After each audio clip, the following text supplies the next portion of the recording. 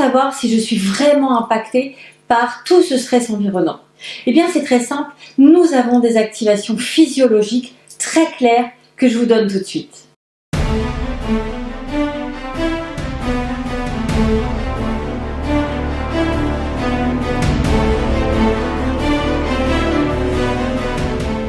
Les activations physiologiques ou l'hyperactivation physiologique est un signe de stress. C'est un signe d'inconfort psychologique, physiologique. Quelles sont-elles? C'est peut-être la question que vous vous posez pour savoir à quel niveau vous êtes impacté par la peur qui nous environne, par ce confinement, par la peur de la maladie, voire par la peur de la mort. Eh bien, permettez-moi d'abord de me présenter. Je suis Séverine Olivin, psychologue et coach. Et j'accompagne depuis plus de 20 ans les personnes à la recherche de leur bonheur.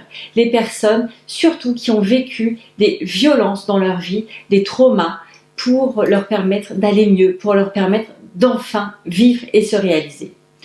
Et de ce fait, les activations physiologiques, c'est quelque chose que je connais très très bien, puisque chaque personne sous stress va être dans cette hypersensibilité et dans ces activations physiologiques. Un des premiers éléments que l'on va retrouver dans cette hyperactivation physiologique, c'est cette envie de bouger. On ne tient plus en place. Vous savez, c'est cette agitation motrice qui fait qu'on va tourner en rond. Dans le langage courant, qu'est-ce qu'on dit? Elle brasse de l'air, elle court partout mais elle ne fait rien.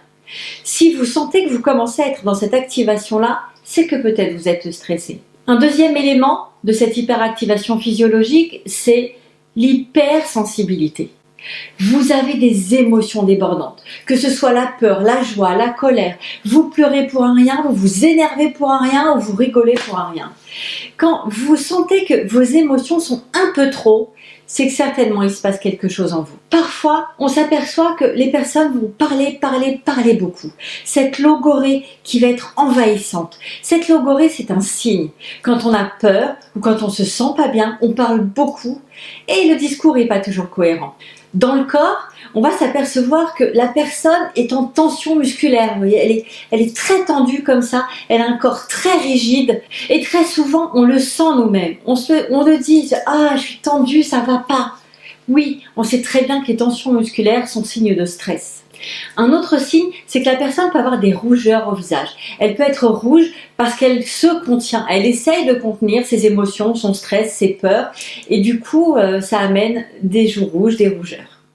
Et puis, la personne peut avoir un rythme de respiration accéléré. Elle va avoir besoin de respirer beaucoup plus et beaucoup plus vite. Ça aussi, c'est un signe de stress quand la personne cherche son souffle, quand la personne a cette impression d'étouffer. C'est vraiment un signe typique du stress. Et puis, si on va un peu plus loin encore, une personne qui fuit le regard, qui ne vous regarde pas, c'est que probablement elle est trop concentrée ou trop préoccupée par quelque chose pour porter attention à vous. De ce fait, ni elle ne vous entend, ni elle ne vous voit. Ça aussi, en général, c'est un signe de stress. Et puis, on peut aller jusqu'à l'état de panique où la personne va faire une véritable crise de panique ou une attaque de panique. Et là, il faut l'aider à gérer son stress. Vous pouvez l'aider par des exercices. J'ai fait quelques vidéos sur ce sujet. N'hésitez pas à aller les regarder pour les partager d'ailleurs un maximum ou pour vous les appliquer à vous-même.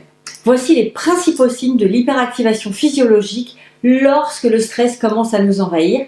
Donc si c'est le cas pour vous, si vous vous êtes reconnu, n'hésitez pas à aller regarder mes autres vidéos dans lesquelles je vous donne des outils pour faire redescendre votre niveau d'anxiété.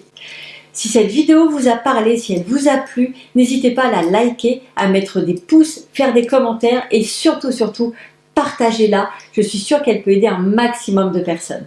Je vous dis à très vite. Et puis en attendant, n'oubliez pas, osez être et briller de bonheur.